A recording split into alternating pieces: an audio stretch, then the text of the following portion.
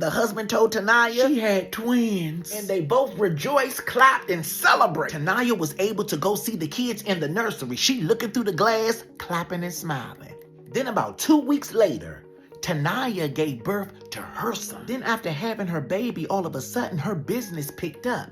And it picked up so well that she had to relocate herself to another city. So Tanaya had to move her and her son from DC to Chicago to continue her business. But she made sure she kept in contact with Rose. Rose would send her pictures of the kids and her family and the things that she got going on. And Tanaya would send her pictures of the son and the things that she got going. So as the years go past, life started to life. Tanaya and Rose wasn't as consistent with talking with each other over the phone or mailing each other and sending each other pictures, because Rose would be so invested into the family thing and Tanaya would be so invested into her son and the business. And there was moments where business wasn't doing so well. So Tanaya will become stressed out because this is all she got and all she knows. So now we are in a different stage of life. Tanaya's son, Brian, is now 24. She practically raised Brian by herself. His father was one of those disappearing fathers, but she was okay. She was going to do what she had to do to take care of her son. So Brian, he loves his mother. Now, one day, Tanaya was on her way to the office.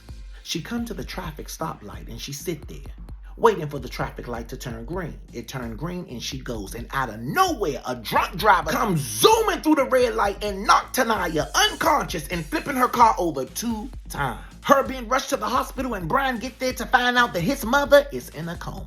Days turn into weeks and weeks turn into months.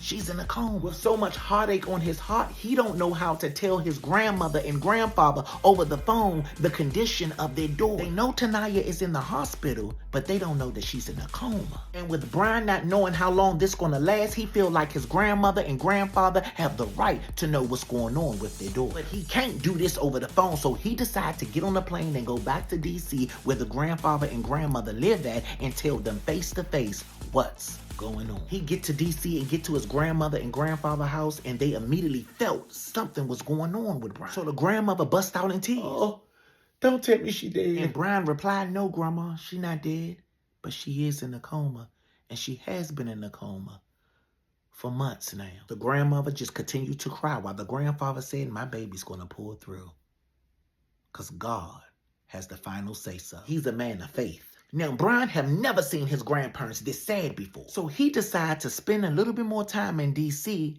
to comfort them. So much more to come and so much more to uncover. If I were you, I would turn my notifications on and meet me here tonight at 7 p.m. on this page for the story of Tanaya and Rose.